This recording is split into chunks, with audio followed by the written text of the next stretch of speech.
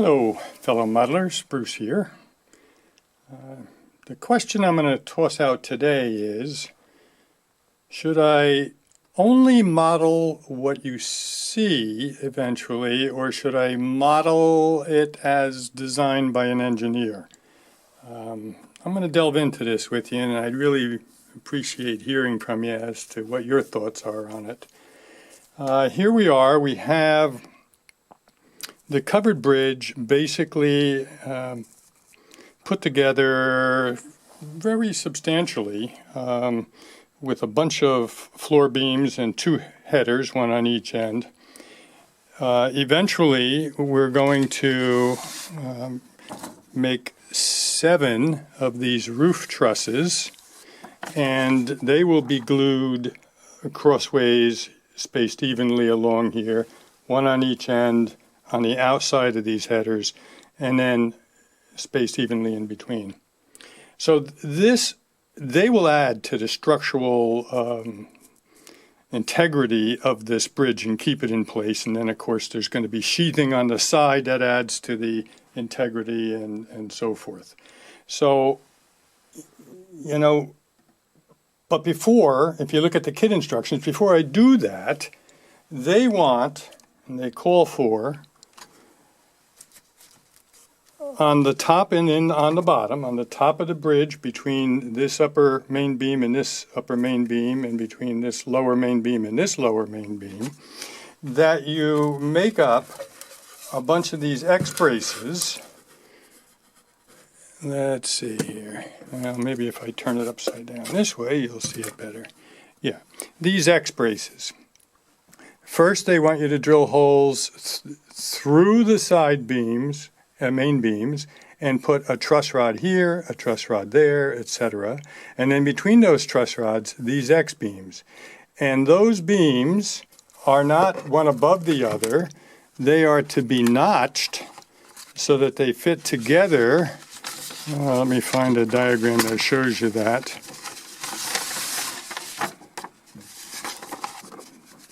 Here it is over here.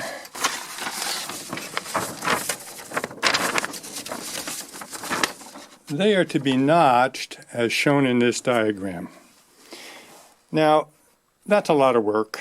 You know you're going to break a number of them as you try to do the notching and so forth. And not a soul is ever going to see it.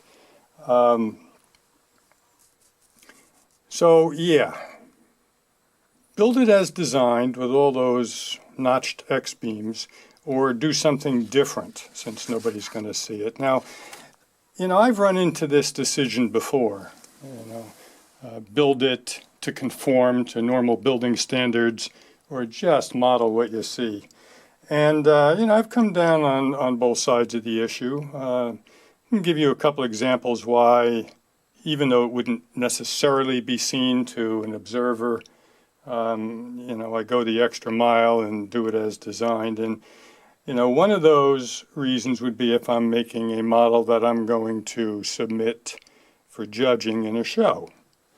Now, I've done that with quite a few models, and sometime maybe I'll do a video on, the whole thing of building for competition versus just building for your layout. But, and I know there's people who feel strongly on each side of, should we be putting our models in for judging and competition, et cetera, et cetera. And I don't want to get into that discussion certainly here, but that's one of the reasons I might, go above and beyond. Second reason might be is if it was necessary for structural integrity, even though it's not seen, but it's really necessary on the model to keep the model secure and steady and sturdy, et cetera. I've already shown you that that's not the case here. Those main bottom beams that we have here, the floor beams, they're so solid, it doesn't need anything else for support. And by the time we put the trusses on this roof, that's as solid as can be. So, yeah, I don't need it for integrity. I'm not going to enter it in a contest.